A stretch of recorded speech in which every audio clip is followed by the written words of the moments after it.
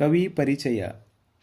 ಕುವೆಂಪು ಕನ್ನಡದ ವರ್ಡ್ಸ್ವರ್ತ್ ಹಾಗೂ ರಾಷ್ಟ್ರಕವಿ ಎಂದು ಖ್ಯಾತರಾಗಿರುವ ಕುಪ್ಪಳ್ಳಿ ವೆಂಕಟಪ್ಪ ಪುಟ್ಟಪ್ಪ ಇವರ ಕಾಲ 1904. ಜನ್ಮಸ್ಥಳ ಶಿವಮೊಗ್ಗ ಜಿಲ್ಲೆಯ ತೀರ್ಥಹಳ್ಳಿ ತಾಲೂಕಿನ ಕುಪ್ಪಳ್ಳಿ. ಇವರ ತಂದೆ ವೆಂಕಟಪ್ಪ ಗೌಡ, ತಾಯಿ ಸೀತಮ್ಮ. ಇವರ ಕಾವ್ಯನಾಮ ಕುವೆಂಪು.